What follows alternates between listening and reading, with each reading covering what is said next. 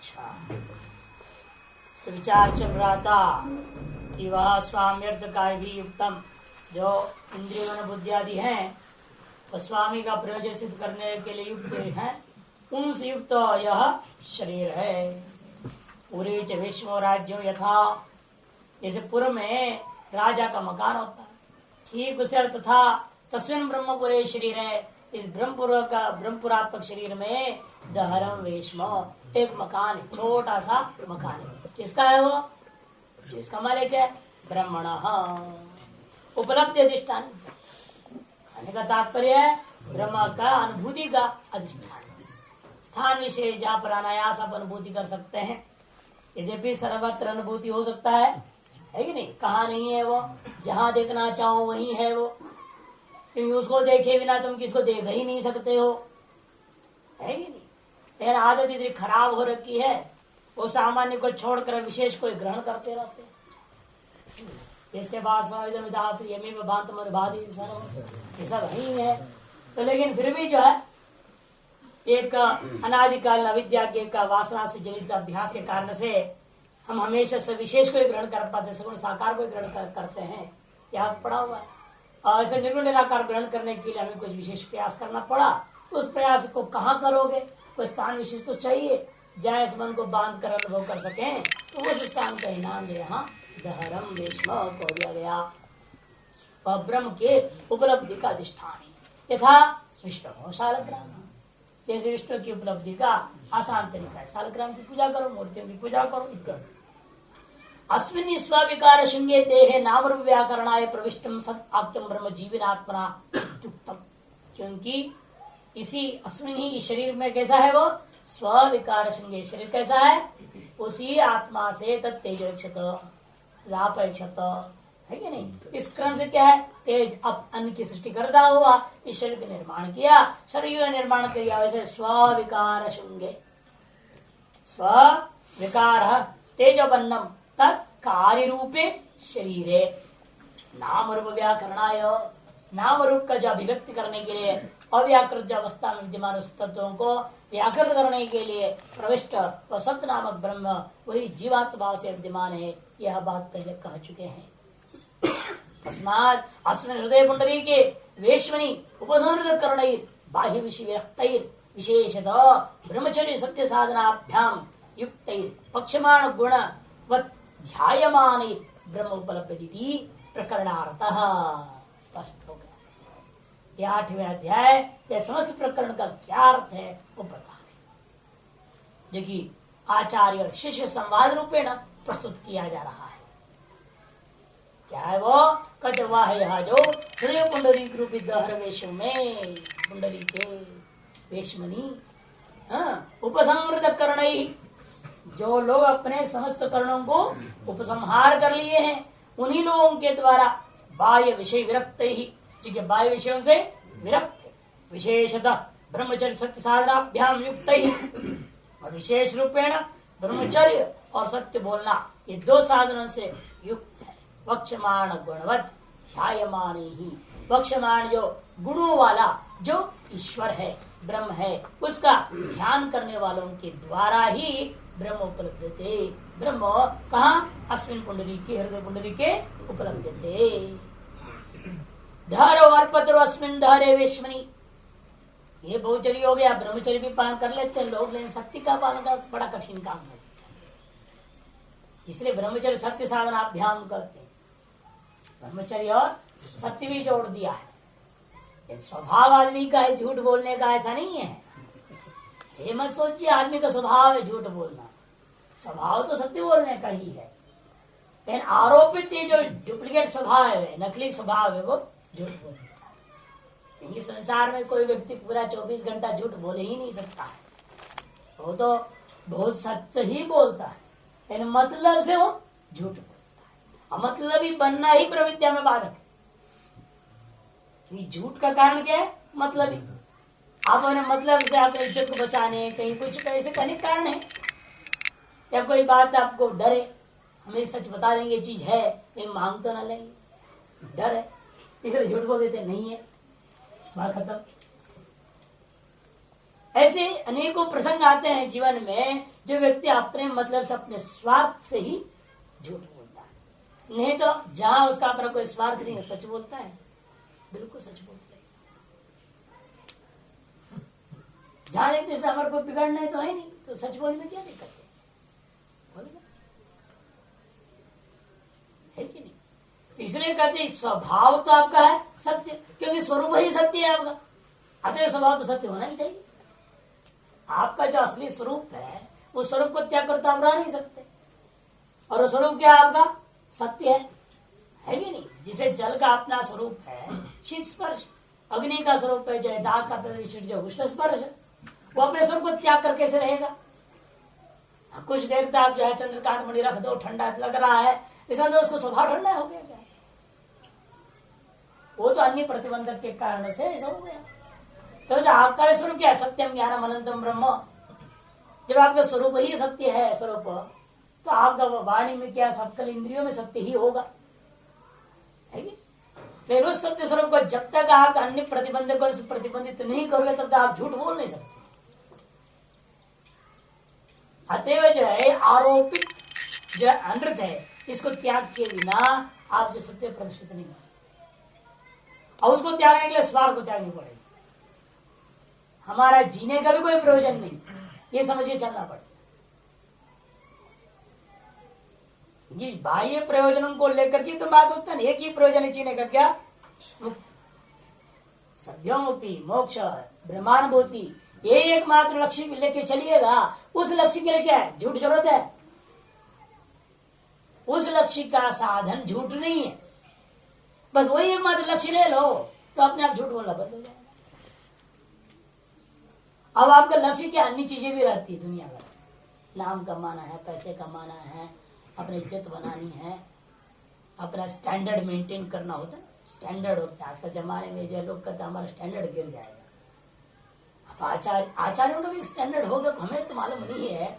लोग कहते हैं आचार्य की स्टैंडर्ड होती है, और आप ऐसे ही रहते हैं, पता ही नहीं चलता आप आचार्य तो ठीक ही है, तो पता नहीं लगना चाहिए ना आप क्या है क्या नहीं है।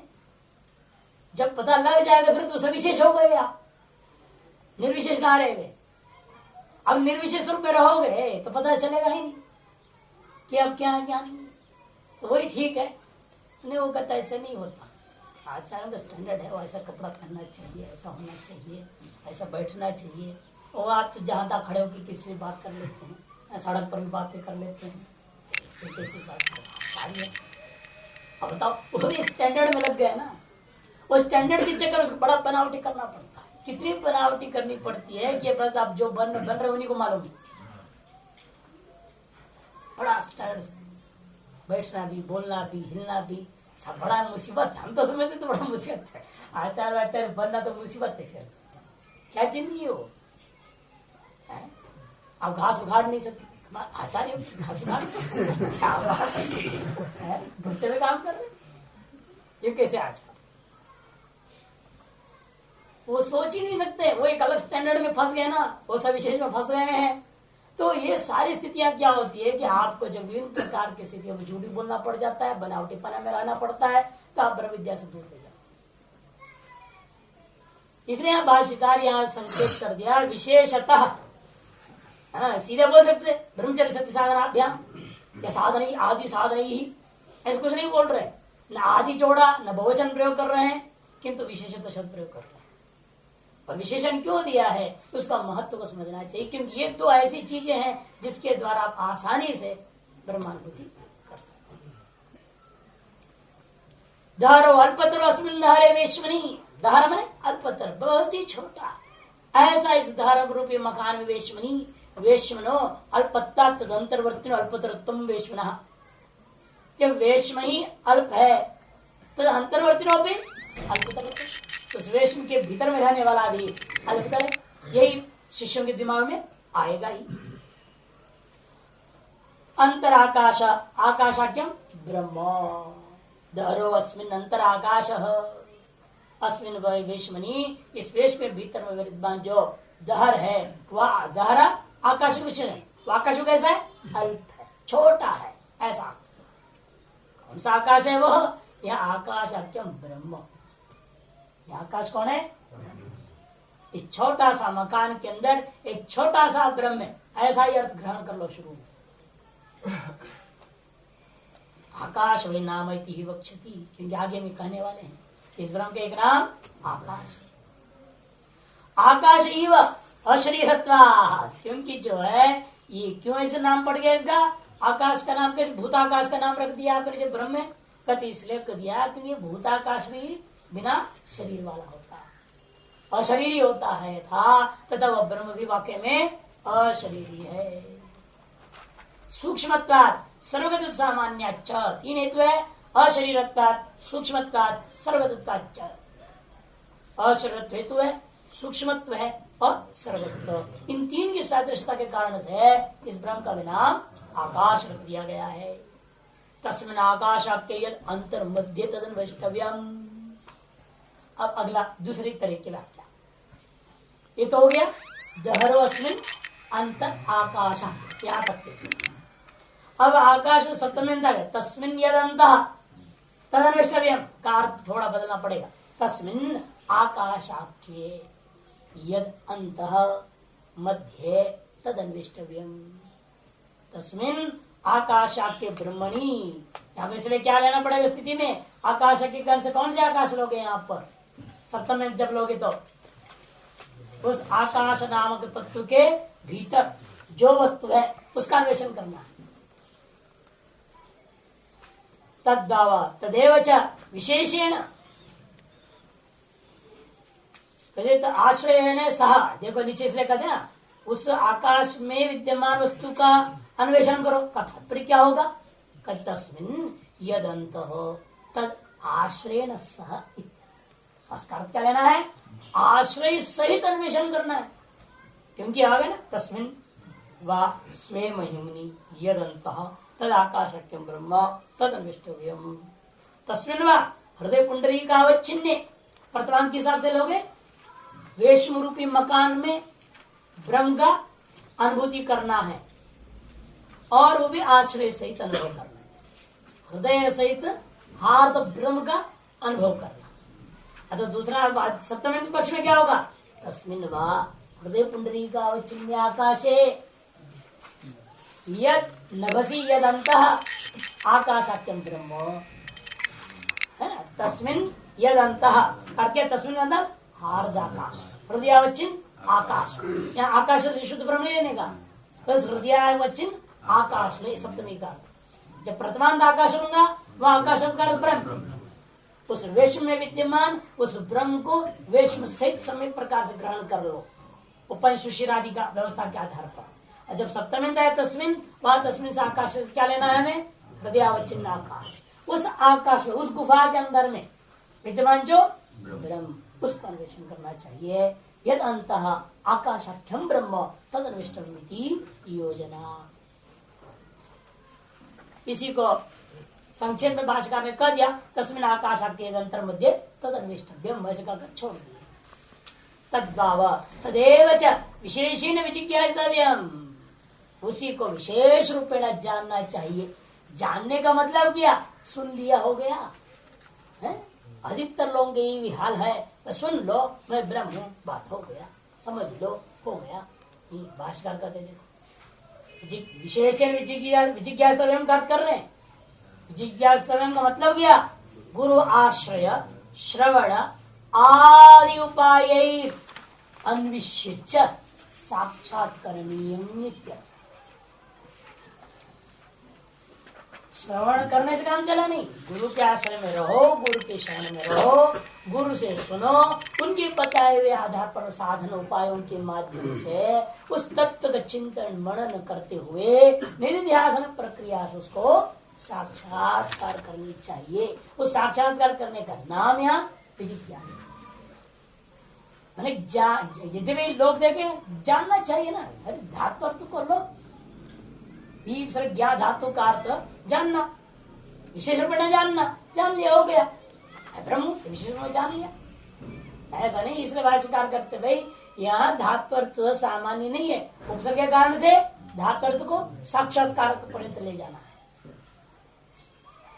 है ना। धात्वर्थम बाधते कश्चित। उपसर्ग की महिमा को ध्यान रखना है। यहाँ धातु जो धातु कौन है? ज्ञा धातु। उसका अर्थ है जानना।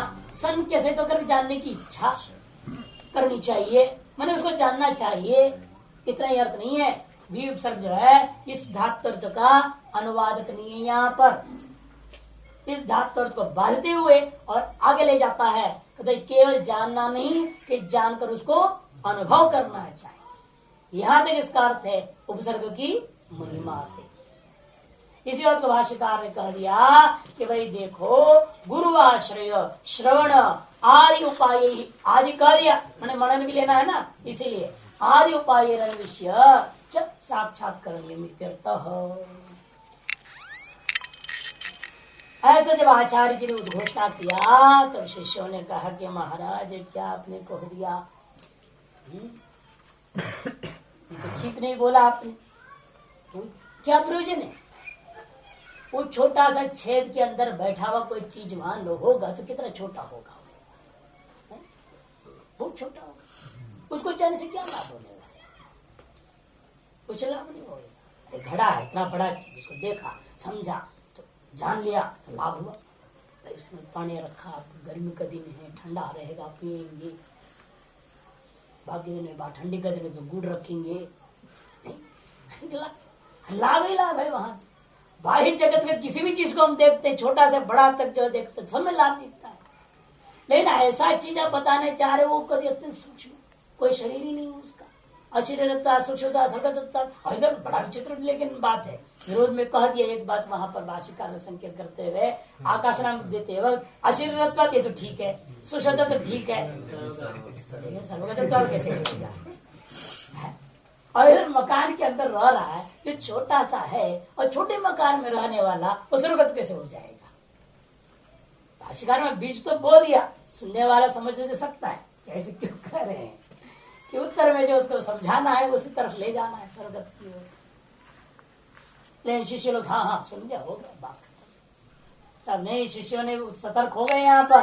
पंचे ब्रूयो यदिदं अस्मिन् ब्रह्मपुरे दहरं पुंडरीकं वेश्मा दहरो अस्मिन्नंतर आकाशः किं तत्र विद्यते यदन्वेष्टव्यं यद्वा विजिज्ञासमिति स ब्रूयात्। तब स आचार्य ब्रूयात्। तब आचार्य क्या जवाब देगा? अगले मंत्र में आएगा यावानवात्यम आकाश इत्यादि। तंचेत ब्रूयः, इस प्रकार जब उपदेशक आचार्य ने कहा तब ने आचार्य प्रति ब्रूयो शिष्याः, शिष्यों को ऐसे प्रश्न करना चाहिए, पूछना चाहिए, बोलना चाहिए, महाराज आपने क्या कह दिए? यदम अस्मिन् ब्रह्मपुरे दहरं पुंडरीकं वेश्म दहरो अस्मिन् आकाश इत्यादि अनुवाद है आचार्य का वचन। अनुवाद करके किम तत्र विद्यते, अब आक्षेप किया शिष्यों ने, महाराज उसमें है क्या भला ऐसा चीज जिसको आपने खुद अन्वेष्टव्यम जिज्ञातव्यम, अर्थात आक्षेप का तात्पर्य निष्प्रयोजन व्यर्थ ऐसा जानना प्रयास कर। पहाड़ खोदा चूहा निकले तो क्या पता, कह दिया पहले सोना है और सोना कुछ नहीं निकले, चूहा भागे, फायदा क्या हुआ? निरर्थक है ना खाने की चीजें मिले, हर 5 लड्डू ही होता, वो भी ठीक था, चलो इतना मेहनत का लड्डू मिला, वो भी नहीं, चूहे क्या खाओगे, भाग गए। तो वही हाल निरर्थक है ना। यहाँ ये पूर्व यहाँ शिष्य का पूछ रहा यही है, इतना आप कह देते हो 12-13 साल लगाओ, 25 साल लगाओ, कोई धनी को जन्म लगाओ और लगाए रखो, क्या फायदा है उस ब्रह्म को जानने का? तंचित एवं उत्तमंतम आचार्य प्रति, ऐसा कहे हुए आचार्य के प्रति यदि ब्रूयो अंत्यवासन चोदियो, यदि ऐसे आचार्य किसके सामने कह दे तब अंत्यवासी लोग उनके सामने ऐसी शंका करनी चाहिए। खत्म, क्या किस प्रकार शंका करें? हाँ, शंका करने का तरीका भी सीखना पड़ता है, सहज उठपटांग धैर्य से बोलना नहीं चाहिए प्रश्न में। इसलिए जो है पहले उनकी बात का अनुवाद कर दिया, जो आचार्य जी ने कहा है उसी को कहा करके उसमें आक्षेप कर, एक संशय। इसलिए कहते देखो कैसे यदिदं अस्मिन् ब्रह्मपुरे परिच्छिन्ने अंतर्दहरं पुंडरीकं वेश्म, वाक्यार्थ वही है पूर्व में जो किया हुआ। अस्मिन् ब्रह्मपुरे, इस ब्रह्मपुर में परिच्छिन्न भूता, इस ब्रह्मपुर में अर्थात शरीर में अंतर, इसके भीतर में जो दहरम पुंडरीकं वेश्म कमलाकार जैसे कमल के सदृश जो एक मकान है, तत्वाभ्यंतर अल्पतर, उससे भी अंतर है और उससे भी सूक्ष्म है, एवं आकाश, एक आकाश है। पुंडरी का एव वेशमयी तावत स्यात्, उस पुंडरी का आकार वेश में ही है तो होने दो, उससे लेकिन क्या होगा।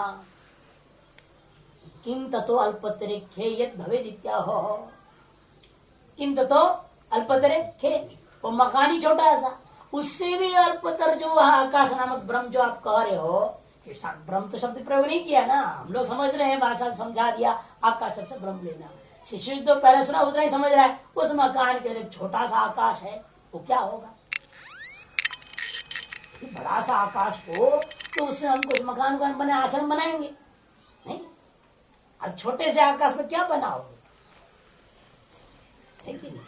आपको कह दिया जाए, देख रहे हो उधर वो दीवार, हाँ जी दिखाई दिया दीवार लंबा चौड़ा है, अरे वो लंबा चौड़ा दीवार तो है, उसके अंदर छोटा सा छेद दिख रहा है वहां, हाँ वो दिख गया, छोटा सा छेद है, उस छेद के अंदर तुम्हें आश्रम बनाना है, बना लो।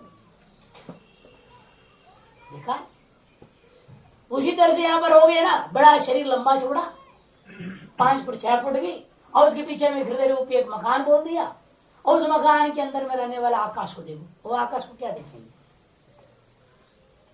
इसलिए कहता है वो किम तत्व अल्पतरे भवेद विद्या हो, उसको जानने से क्या होने वाला है बताओ।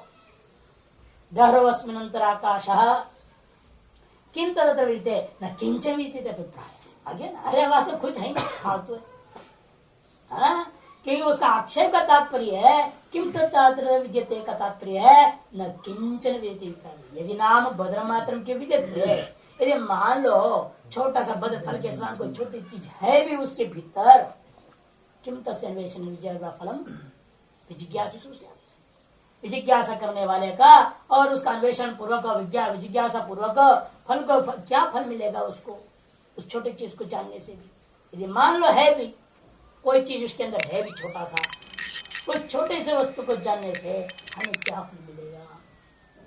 अतो यद तत्र निष्ठ विजिज्ञासा न तेन प्रयोजन, इसीलिए जो आपके द्वारा कहा जा रहा अन्वेष्टव्य है विजिज्ञास्तव्य करके, उसको कोई वास्तव प्रयोजन ही नहीं है, अतएव व्यर्थ प्रलाप हो जाएगा। इत्युक्तवतः, ऐसे जब शिष्य लोग कहेंगे तब साचार्यो ब्रूयात् श्रुति वचन, ये सब ब्रूयात् श्रुति वचन, तम चेत ब्रूयु, ये भी श्रुति अपने तरफ से कही, बीच में शिष्यों का। और आगे आचार्य क्या बोलेंगे, आचार्य को ऐसा बोलना चाहिए, जवाब ऐसा देना चाहिए, इस तरह से श्रुति ने अपनी तरफ से कही। क्या वो जवाब देना चाहिए वो आगे बता रहे। यावान वायम आकाश तावान एषुंतर हृदय आकाश उभयस्मिन् द्यावा पृथ्वी अंतर एव सनाहिते उभावग्निश्च वायुश्च सूर्या चंद्रमसा उभौ विद्युन् नक्षत्राणि यच्चास्यास्ति यच्च नास्ति सर्वं तदस्मिन् समाहितमिति। कह दिया तुम समझ रहे उसके अंदर कोई भद्र फल के समान छोटी सी चीज होगी, ऐसा नहीं है, अरे सारा संसार ही उसी में। बड़ा विचित्र कहानी है ना ये। शरीर कहाँ है, संसार, संसार में शरीर, उस शरीर में छोटा सा गुफा, उसके अंदर जो चीज है उसमें सारा संसार है, ये कैसा बने? उसके अंदर सारा संसार है ना, है, हाँ कहा देते कैसे है। इसी को बताया भगवान ने जो है अपने मुख में ब्रह्मांड को दिखाया। कल्पित वस्तु को कहीं भी दिखा लो, क्या दिक्कत है। आज सारी पृथ्वी घूमती हुई जब टीवी में आप देख लेते हैं, जब न्यूज आते सब पहले दिखाते घूमता हुआ, घूम रही वाक्य में वहां पृथ्वी चित्रित तो है, घूमता हुआ देख रहे हैं। ये सारा चित्र जो है ना, ये हृदय जगत क्या है, आपके अपने वासना के अलावा और कुछ नहीं है। वास्तव में बाहर में कुछ है ही नहीं, है भीतर ही, स्वांत कल्पित है, किंतु स्वाग्र परिदृश्यमान है, विलक्षण होता है। कल्पना आपने अंदर करी और बाहर प्रकट हो रहा दिखाई देता है। यही अविद्या की महिमा है, माया की महिमा यही है। मायावी देखो बैठे बैठे चुपचाप माला जप रहा था उपनिषद से पहले मांडुक्य में, क्या दिखाई दो, रस्सी फेंका, वो चढ़ गया, बड़ा युद्ध हुआ, गिर पड़े, क्या लंबा चौड़ा कहानी। और बाद में क्या देगा राजा ने, वो आज जब कर रहा, माने अंदर कल्पना कर रहा है वो, और वहां बाहर सब दिखाई दे रहा है राजा को। विलक्षणता है।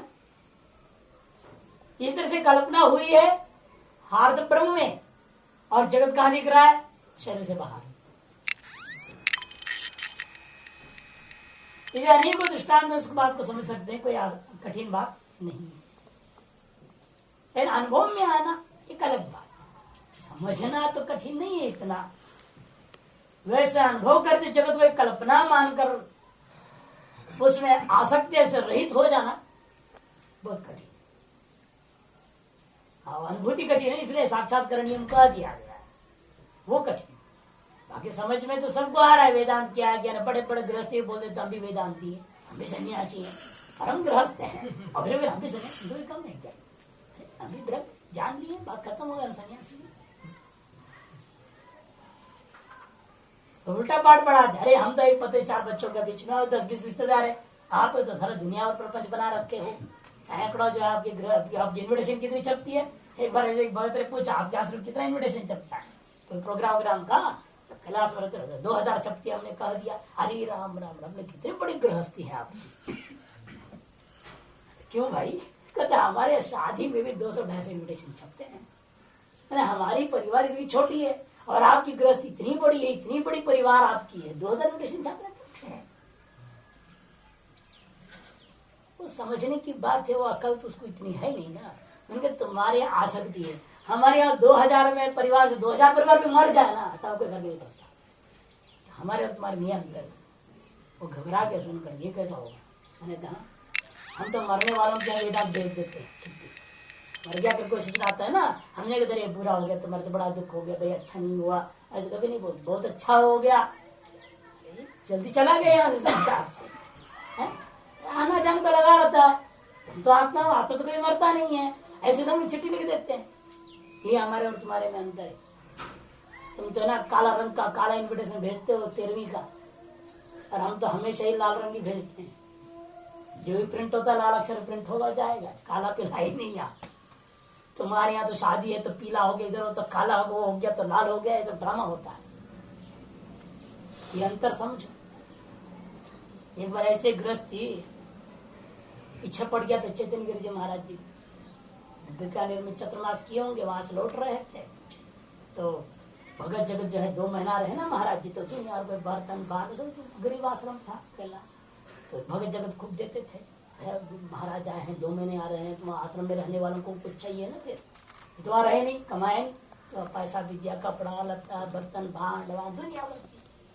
अब जाओ बैठे फर्स्ट क्लास टिकट, उस जमाने फर्स्ट क्लास होती वैसी वैसी होता नहीं, तो फर्स्ट क्लास टिकट उनको बिठाया गया। तो उन लोगों ने वो 2 ही सीट वाला होता है फर्स्ट क्लास, 4 वाले भी होते थे, 2 वाले भी, 2 वाले नीचे ऊपर सामान रखने का सब फुल हो गया सामान। जहाँ महाराज जी बैठे हैं वो आसन पर इधर इधर सामान है, और बैठे हुए और सोएंगे तो उनको जितनी देर रखना पड़ेगा रास्ते पे। और अगला जो सामने वाला सीट वाला था वो गृहस्थी सूटकेस लिए हुए बैठ गया। बाल इतनी लंबी चौड़ी,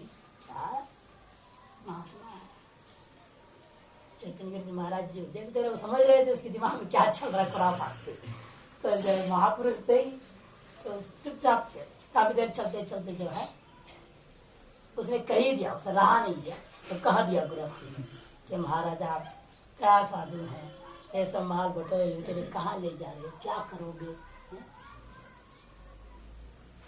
हम देखो कहीं भी आते जाते बस एक सूटकेस, कुछ भी नहीं।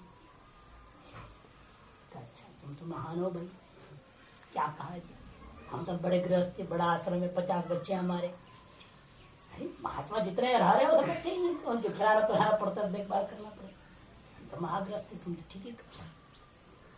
थोड़ी देर बाद पता नहीं क्या हो गया, पटरी वटरी में लाल झंडा लगी हुई थी, ट्रेन खड़ी हो गई। खड़ी हो गई तो गर्मी के कारण से परेशान थी, तो दोनों नीचे आ गए, उतर गए, दरवाजा बंद किया, फर्स्ट क्लास बैठ गए। बातें चल रही थी, इतने में सिटी बज गया।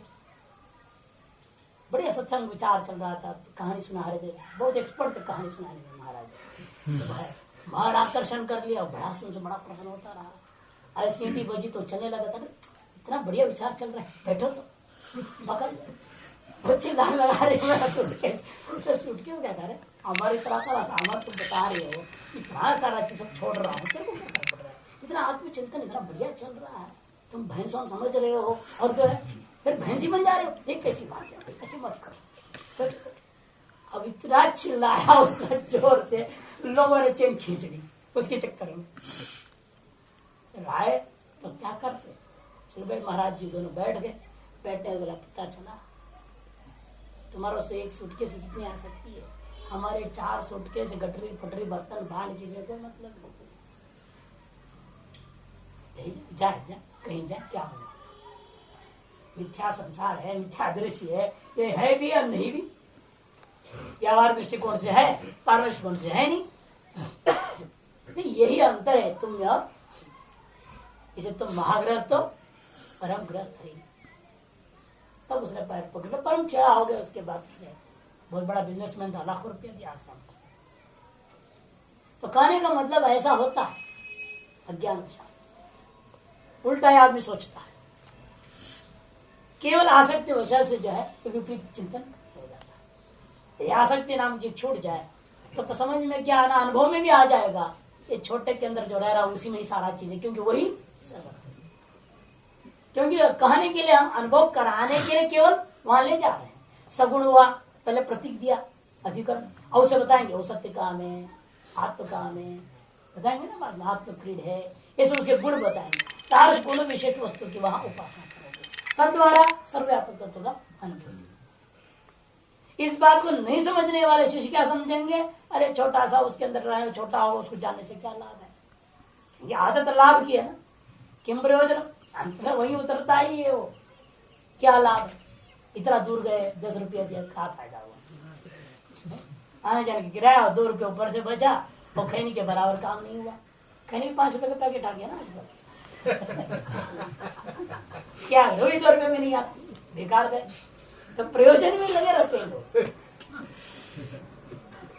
तो ये शिष्यों की आदत, किम प्रयोजन हर बात, इसलिए ऐसे स्थिति में आचार्य को कहना चाहिए प्रयोजन समझो, यावान अयम आकाश तावानेव एषु अंतर्भूत, पहले इसको बाह्य आकाश से संबंध बता के कहा दो, ये जो बाहर तुम आकाश जितना बड़ा देख रहे हो उतना ही बड़ा ये हृदय आकाश, छोटा नहीं। क्यों, क्योंकि उभे अस्मिन् द्यावो पृथ्वी, इसी के अस्मिन् अंतर एवं उभे द्यावो पृथ्वी समाहित है, इसी के भीतर में द्युलोक पृथ्वीलोक पर सारा का सारा समाहित है।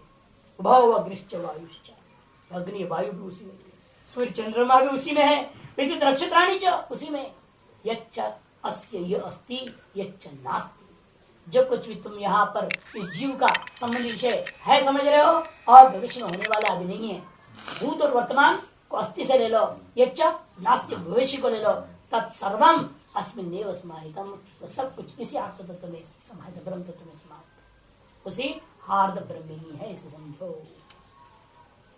श्रृणुता, आचार्य को क्या कहना चाहिए, ऐसा बोलना, सुनो भाई, जैसा तुम सोचते हो ठीक नहीं हो, तत्र यद ब्रूथ पुंडरीकांत खस्य अल्पत्ता तस्तम अल्पतरम से सत, अरे जो तुम लोग कह रहे हो एक कमला मकान के भीतर विद्यमान जो कमलाकार के सदृशाकार वाला मकान, उसके अंदर विद्यमान जो आकाश अल्प है, अतएव उससे भी अल्पतर उस आकाश में रहने वाला वस्तु होगा, ये तुम्हारा सोचना गलत है। नहीं खम पुंडरीक विषम कदम पुंडरीका अल्पतरम मत्वा अवोचम, जो पुंडरीक वेशमगत खम है आकाश है, वो पुंडरीक से भी अल्प है, यह मानकर मैं तुमसे यह उपदेश नहीं दिया है, तुम्हारे सामने बात नहीं कहा है। दहर वस्मनंतर आकाश इत्यादि, दहर वस्मनंतर आकाश इत्यादि जो उपदेश है वो इस मन में, इस तत्व को मन में रख करके नहीं कहा गया कि वो छोटा है, उसके अंदर में रहने वाला भी छोटा है, यह मन में विचार रखते हुए तुम्हारे लिए उपदेश नहीं दिया हूं। और आपको क्या भाव था ऐसा बोलने में, पुंडरीकम अल्पम तदनुविधायी तस्थम अंतःकरणम, पुंडरीक क्या है, अल्प, तदनुविधायी तस्थम उससे जो अंतःकरण, पुंडरीक आकाश परिच्छिन्न, पुंडरीक आकाश में हृदय आकाश से परिचिन्न तस्मिन् विशुद्धे संहृत करणानाम योगी नाम स्वच्छ इव उदके प्रतिम्ब रूपम आदर्श इव च शुद्ध है। अंतकरण का शुद्ध होगा।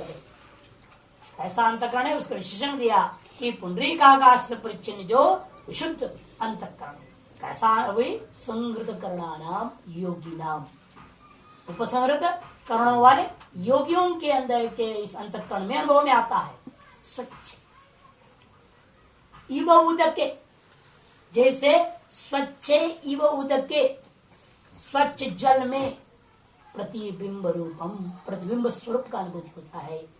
आदर्श अथवा आदर्श शुद्धे स्वच्छम विज्ञान ज्योति स्वरूपावभासम तावन मात्र ब्रह्म उपलब्ध के, अथवा आदर्श में शुद्ध दर्पण में जिस प्रकार प्रतिबिंब की अनुभूति होती है उसे शुद्धे विशुद्धे स्वच्छ अंतःकरण, उसके सब पूर्व योगियों का उस उपसंहृत करने वाले योगियों के विशुद्ध अंतःकरण के भीतर में ही स्वच्छम जो एक स्वच्छ तत्व है, क्या विज्ञान ज्योति स्वरूपावधम विज्ञान है वो और प्रकाश स्वरूप भाषित होता है। पावन मात्र ब्रह्म उपलब्ध है, तादृश स्वरूपात्र वाला ब्रह्म की उपलब्धि होती है। इति धरोस्मिन् अंतराकाश इत्यावोचाम, इस बात को मन में रख करके धरोस्मिन् अंतराकाश इत्यादि वाक्य शब्दों को मैंने प्रयोग किया है। अंतःकरणोपाधि निमित्तम, प्रयोग क्यों? अंतःकरण रूपी उपाधि निमित्त कथन ये उपदेश मात्र था। तो असंग से आत्मा पुंडरीक वेश में संबंध असंभव, क्योंकि असंग आत्मा का पुंडरीक वेश में संबंध ही नहीं, असंभव नहीं है ना। इसलिए यहाँ पर जब पुंडरीकम अल्पम तद्विदाई से क्या लेना है? अंतःकरण को ही लेना है। यदि अंतःकरण को नहीं लोगे फिर आत्मा का संबंध का कथन संभव ही नहीं होगा, क्योंकि जब तक आप दर्पण को नहीं मानते हैं, स्वच्छ जल रूपी अधिष्ठान को नहीं, उपाधि को नहीं मानोगे तो बिंब का प्रतिबिंब ग्रहण नहीं होगा और प्रतिबिंब द्वारा बिंब का अनुभूति नहीं हो सकती। ये प्रतिबिंब वाद क्यों माना जा रहा है? इसके माध्यम से आप बिंब को पकड़ सकते हो। नहीं, आप दर्पण में आप अपने चेहरा देखते हो, प्रतिबिंब को देखा आपने, लेकिन आपने कुमकुम कहाँ लगाया? क्यों भाई? अरे जिसको तुम देख रहे थे उसमें लगाते, दर्पण में प्रतिबिंब नहीं लगाते हो, लगाते यहाँ वहां लग गया, लगा कि नहीं वहां? ये तो नहीं तुम यहाँ लगा रहे थे उसको देख करके प्रतिबिंब को देख रहे हो, काम कर रहे हो बिंब में, और वो दिखता क्या है? जैसे बिंब में होता है तुरंत ही वहां भी हो गया, वहां कुछ और करना नहीं पड़ा, वहां अलग से लगाना पड़ता है क्या? यहाँ पाउडर लगा लिया वो काला रह गया, ऐसा होता है? नहीं, यहाँ पाउडर लग गया तो वहां पाउडर लग गया। नहीं, सारा तमाशा करते कैसे आप? प्रतिबिंब को देखते देखते तो देखना उसी तरीके से कारण से यहाँ पर लिया, और वो प्रतिबिंब कौन है? जीव है। उपाधि कौन? दर्पण या अंतःकरण। अंतःकरण रूपी उपाधि में प्रतिबिंब रूपा जीव के माध्यम से ही ब्रह्म रूपा बिंब को आप ग्रहण कर सकते। और होगा क्या? अनुभूति किसका होगा? आपका सकल व्यवहार कहाँ होता है? फिर किसके साथ होता है? यथा यहाँ बिंब के साथ होता है सर, वहां पर सब कुछ आपकी अनुभूति वास्तव में ब्रह्म का ही होगा। एक अर्थ यहाँ पर एक निमित्त, इसी निमित्त को लेकर के ही हमने आपको ये उपदेश दिया है, ऐसा आचार्य जी कहेंगे। स्वतस्तु स्वतः आत्मा कैसा है? यावान वही प्रसिद्ध परिमाण तो अयम आकाश भौतिका तावानेश हृदय आकाश। स्वतः विचार करके देखें तो यावान वही प्रसिद्ध परिमाण तो परिमाण से विशाल परिमाण वाला सर्वगत व्यापक जैसा बाह्य आकाश अयम आकाश भौतिक तावान एवं हृदय आकाश, उतनी ही लंबा चौड़ा यह हृदय में विद्यमान आकाश है। इसमें अन्वेषण जिज्ञासा, जिसको जो है अन्वेषण विज्ञान करना चाहिए, अनुभव करना चाहिए, ऐसे मैंने कहा है। यहाँ भी ध्यान रखा, परिमाण को सादृश्य कथन करना इष्ट नहीं है, सर्वगत रूपी मात्र उपमा देना है। ये जितना लंबा चौड़ा उतनी ही है ब्रह्म, तो गड़बड़ हो जाएगा। पाद सर्वाभूतानि कृपा समृतम दिव्य कहाँ जाएगा वो श्रुति? फिर ये बराबर साइज का है तो ना, चार पाद से एक पाद में एक ब्रह्मांड का आकाश है। इसे जितना तुम्हारे बाहर आकाश उतना आकाश को एक ही ब्रह्मांड रह जाएगा, फिर उसमें सारी व्यवस्था बिगड़ेगी। इसे समझना है यहाँ ये जो कहा जा रहा है यावनेम आकाश परिणाम की सादृश्यता के लिए नहीं है, केवल सर्वगतत्व की सादृश्यता, अपरिच्छिन्नता। क्योंकि उस शिष्य में क्या है? भ्रांति, अल्पतरत्व की भ्रांति है, परिच्छिन्नत्व की भ्रांति है। जैसे छोटा सा शरीर, उसे एक छोटा सा गुफा, उसके अंदर रहने वाला जो भी छोटा, अत्यंत छोटा होगा, ऐसे जो उसकी परिच्छिन्नत्व की बुद्धि का भंग करते हुए अपरिच्छिन्नता का आपादन करने मात्र के लिए यहाँ पर यावानयम आकाश कर दिया गया। ना भी आकाश तुल्य परिमाण तो तावन तुच्छते, स्पष्ट कर देते हैं। इसे ये ना समझिए आकाश के तुल्य परिमाणत्व को अभिप्राय से तावा यावान तावन इत्यादि यहाँ नहीं कहा गया है। किंतु ब्रह्मण अनुरूप दृष्टान्तांतर संभवात, क्या करे, ब्रह्म के अनुरूप कोई दूसरा दृष्टांत ही नहीं संसार में। मजबूरी में जो मिल गया उसी को लेकर दृष्टांत देना पड़ रहा है। यद्यपि ये दृष्टांत जो हम ले रहे हैं वो जड़ है, वो भी वाक्य के परिचिन है, कार्यत्व। लेकिन जिसको हम समझा रहे हैं, जिस अविद्यावान अज्ञानी पुरुष को हम शिष्य को आचार्य समझा रहा है, उस शिष्य दृष्टिया सबसे बड़ा तत्व क्या है उसके अक्ल में? आकाश। एक व्यापक, अशरीर, अत्यंत सूक्ष्म, अपरिदृश्य, अदृश्य, अनिल इत्यादि बात जो है, ये सारी बातें घटती है अज्ञानी जीव के बुद्धि में, तो वह आकाश में ही घटता है। इसीलिए उस अज्ञानी को आकाश के माध्यम से उस ब्रह्म तत्व को समझाने का प्रयास मात्र ही है। ये ना समझे कि वो ब्रह्म के अनुरूप आकाश है या आकाश के अनुरूप ब्रह्म है, ऐसा जो है आत्यंतिक सादृश्यता यहाँ अपेक्षित नहीं है। खत्म पुनर् न आकाश सममेव ब्रह्म इत्यादि गम्यते, प्रश्न डाला ना उसने। बताइए क्यों नहीं ऐसा सीधा ले अर्थ?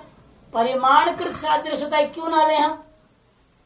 हाँ, पुनर् आकाश में ब्रह्म कथम नावगम्यते, कैसे होगा? येन आवृतं खं दिवं महिंच, श्रुति प्रमाण, जिसके द्वारा आकाश क्या, द्योलोक क्या, पृथ्वी क्या, सब कुछ आवृतम व्याप्त। ऐसे कह रहे हैं तो केवल आकाश के समान कैसे हो जाएगा? दूसरी बात, तस्मादेवाय तस्माद आत्मा आकाश संभूत, ये भी श्रुति कह रही है। आकाश तो उससे पैदा हुआ, जो जिससे पैदा हो समान उसके बराबर हो जाएगा क्या? मिट्टी से घड़ा पैदा हो तो घड़ा और मिट्टी बराबर हो जाएगा? इतना बड़ा पृथ्वी है, वो घड़ा बराबर कैसे हो जाएगा? कारण हमेशा कार्य की अपेक्षा से व्यापक होता है, तो कोई संशय नहीं। इस अवयव में भी ये कथा है, तो निरवय में तो कहने की जरूरत ही क्या है? तस्मिन् खलु अक्षरे कार्य आकाश इत्याशब्दिव्या, उस अक्षर ब्रह्म में आकाश कल्पित है। देखो, और ये तस्मिन् अक्षरे ब्रह्मणि अयम आकाश, स्पष्ट है। आधार आधे भाव कह रहे हैं तो हमें स्वतः ही सिद्ध हो गया, आधार अवश्य ही आधे की अपेक्षा से बड़ा होगा ही। इत्य श्रुति सिद्ध हो गया, या आकाशम कहना इष्ट किंच, इतना ही नहीं, आगे का मंत्र से स्पष्ट हो रहा है वो केवल आकाश का तुल्य नहीं है। क्यों? उभे अस्मिन् द्यावा पृथ्वी ब्रह्माकाशे, अस्मिन् ब्रह्माकाशे उभे, ये कौन दो? द्यावा पृथ्वी बुद्धि उपाधि विशिष्टे अंतरेव समाहिते। कौन सी ब्रह्माकाश ले रहा हूं? भाई ब्रह्म रूपी आकाश नहीं लेना, सर्वव्यापक, किंतु अभी उपाधि कुताई में लो, बुद्धि उपाधि विशिष्ट है, बुद्धि रूपी उपाय से विशिष्ट, अंतकंठ उपाय से विशिष्ट जो ब्रह्म, उस हार्द ब्रह्म में ही कल्पित समझो सारे संसार को। अंतरेव समाहिते, सम्यक आहिते स्थिते इति समाहिते। समाहित का मतलब है सारा उसके अंदर है। सीधा घटाओ कहां से? मकान का हृदय के अंदर है क्या? इधर बड़े बड़े 100 मंजिल का मकान बना दिया, अमेरिका में इधर गिरा भी दिया गया, वो मकान कहाँ था? हृदय में था क्या? बात था। यदि ऐसा कोई कहे कहता बात सही है तुम्हारा, लेकिन वो जो है ना सम्यक पर वो ही यहाँ है, ये नहीं करे, इसे सम्यक आहित। भाष्यकार क्या कर रहे हैं? सम्यक आहित, अर्थात उसके संस्कार रूपेण, वासना रूपेण बड़ा से बड़ा शहर भी आपके अंदर ही है। बना लेते इसलिए स्वप्न में क्या कर रहे हो आप? ब्रह्मांड बना लो, जितनी बड़ी इच्छा उतनी बना लो, कौन रोक रहा है? और न रहने का सामर्थ्य है क्या उसमें? नहीं। कभी ऐसे हुआ कि आप जो बनाना चाहते तो बाहर हो गया? नहीं, वो जितना भी बनाना चाहो सब उसी के अंदर रहता हो, तो बहुत जगह खाली रह जाती। खाली खाली है वाक्य में वहां। तो ये वासना में बाहर जो परिदृश्य में स्थूल जिस जगत को आप समझ रहे हो, वास्तव वह जगत अपने वासना रूपेण अंदर में ही आहित है, इसलिए समाहित कर दिया गया। यथा वा अरान्नाभवित्युक्तम, जैसे इसने दृष्टांत बाह्य स्थूल दृष्टांत कहा दिया गया था, जैसे अराय कहाँ समर्पित है, नाभि, उसी प्रकार सारा जगत उस हृदय में वासना के माध्यम से समर्पित है। इसलिए जब तक वो चीज की वासना रहती है तब तक आपको परेशानी है, सुख दुख है। मान लो कोई है, आपको कोई गाली दे दी, कुछ कर दिया, और जब जब वो याद आएगा तभी आपको परेशानी होती है ना। भले आदमी सामने हो या ना हो, क्या फर्क पड़ना है। आदमी सामने ना भी रहे, सपन में भी याद आ जाए तो गुस्सा चढ़ेगा, नहीं आएगा। और जाए वासना क्षय हो जाए, आप भूल ही गए, स्मृति हो गया, आप बस आदमी भी सामने आ जाए तभी आपको स्मृति नहीं आएगी, तो आप समझेंगे मेरा मित्र है या अजनबी है, कोई नया आदमी आया, चलो फ्रेंडशिप करते हैं। वही शत्रु को आप मित्र भाव से देखने लगोगे, क्यों? वो वासना खत्म हो गया। इसलिए होता है कि बाह्य वस्तु का अपना व्यक्तित्व का कोई महत्व ही नहीं रह गया। महत्व सारे वस्तुओं का क्या है? अपने वासना के अधीन हो गया। वह वस्तु जिस प्रकार आप अंदर धारण किए उसके आधार पर सब कुछ। इसलिए शत्रु में भी यदि आप उपेक्षा भाव कर दिए, अपने साधुभाव में रह गए, तो क्या होगा? वो शत्रु बाद में आता भी है तो भी आप उसे पता भी नहीं चलेगा उसके अंदर कोई द्वेष है या क्या है, क्या आपके अंदर है नहीं। आप प्रेम भाव से व्यवहार कर रहे, क्योंकि आपने उस वस्तु की वासना जब बनी उसे शत्रुत्व विशिष्ट वासना बनाया नहीं। भले वो उसको मारा होगा, गाली दी होगी, कुछ भी किया होगा, आप अपने अंदर उस स्वरूप को किस तरह से ग्रहण किए हैं, वहां साधुत्व होने के नाते है अथवा मिथ्यात्व दृष्टि होने के नाते शत्रु की भावना नहीं है। अच्छा, बाद में व्यक्ति आ भी जाए, सामने आ जाए, तो भी आपको कोई फर्क नहीं। ये जो खाना मुसीबत हो जाता है, अनुभव है, तो लोग देखा हमने, वो कह रहा था सामने जो आप इनको बोलो कि पंगत में ना आवे, दूसरे पंगत में बैठ के बोलने बैठे। एक विद्यार्थी ने कहा कि दूसरे विद्यार्थी के लिए आप ऐसे कह दीजिए, उससे दोनों भयंकर झगड़ा हो गया था। तो मैंने कहा भाई ऐसे तो हो नहीं सकता, इतना ही कहूंगा भाई जहाँ जिस पंक्ति पर तुम बैठो उसी पंक्ति में वो बैठ जाएगा, सामने नहीं रहेगा ना, तो उसको परेशानी नहीं होगी। मैंने उसने कहा कि हाँ महाराज ठीक है, तो ठीक है। फिर हमने उसको बुला के बोला देखो भाई अमुक जिस पंक्ति में बैठेगा उसी पंक्ति में तुम बैठ जाओ। ठीक है, लेकिन क्या करें, उसे मालूम है ना बैठा हुआ है कहीं ना कहीं, देखेगा चुप करके उसको देख रहा, खाना नहीं खाएगा। क्या कहें, हमने कहा चलो भाई एक और रास्ता निकालते हैं।